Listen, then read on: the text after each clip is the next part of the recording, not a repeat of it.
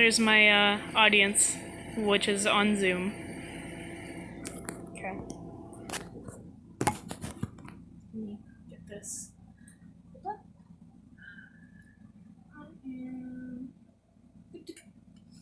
All right.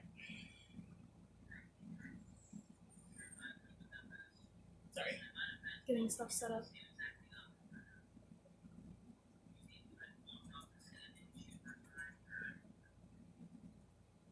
Okay.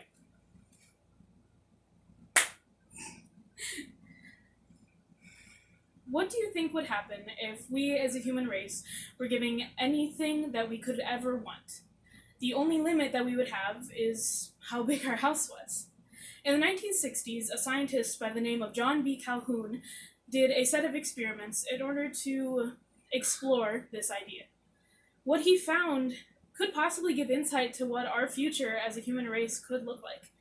And as someone who's researched this topic for a while, I want to share with you what these experiments were, the results that he found, and what it could mean for us as humans. So what exactly were the behavioral sync experiments? John B. Calhoun built these structures for rats. It was a paradise for them, or as some describe it, a rat utopia. A Smithsonian article describes it as a mouse colony with 256 apartments and towers that resembled high-rises. Ample feeding stations became gathering points for socializing. Steps were taken to improve the colony's hygiene and reduce disease. I want to show you an image of an example of what one of these looked like. This was, as he named it, Universe 25. Not sure if it's going to come up clear on video, and if it doesn't, I apologize. But these boxes were the apartments. This is a look of what it looked like on the inside, which they were laying boxes for the rats to have their babies. These were food and water stations, and there was lots of room. Now, what John Calhoun kind of expected to happen, and a lot of people expected to happen, was for the rats to just keep having babies until they ran out of room. But that's not exactly what down. Now, a different article from Gizmodo.com. That's the wrong thing. Sorry. States that Universe 25 started out with 8 mice, 4 males, and 4 females.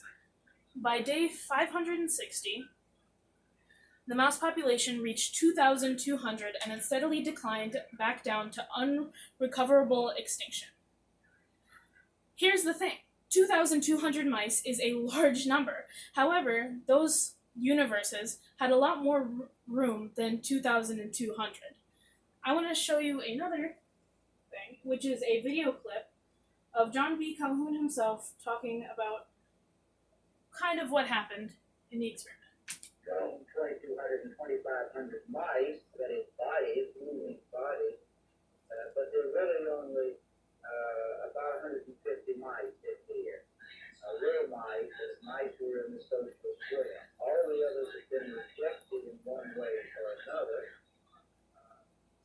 What's happened about that's a bit which reproductive behavior is completely inhibited. It's inhibited because the last few hundred maintained them as juveniles, and although they're now adults, they no longer engage in aggressive behavior or in reproductive behavior. Now, what Calhoun is saying in this clip is while that there are thousands of mice, there are only 150 that actually still acted like mice. And what happened is that the majority of mice were just kind of fending for themselves in all-out chaos in the bottom of these enclosures. Some of the mice retreated up into the higher floors of the apartments and isolated themselves completely, and they were called the beautiful ones because they spent all day just grooming themselves over and over again, avoiding all contact. While others relied heavily on this social contact. They would not eat or do anything without being surrounded by other mice. Now, what does this mean for us as humans? A lot of people, after this information came out, realized that what happened had nothing to do with overcrowding and all to do with over-socialization. In more specific terms, a medical historian, Edmund Ramsden, said it was not from density, but from excessive social interaction.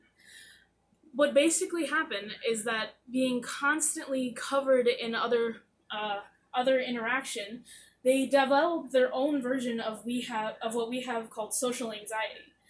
NCBI.gov explains that social anxiety disorder is one of the most common of all anxiety disorders. Lifetime prevalence rates is up to 12% and is more common than rheumatoid arthritis, Crohn's disease, diabetes type 1, multiple sclerosis, and hypothyroidism all put together. On average, individuals with social anxiety disorder have fewer friends, have more difficulty getting friends, are less likely to marry, are more likely to get divorced, and less likely to have children.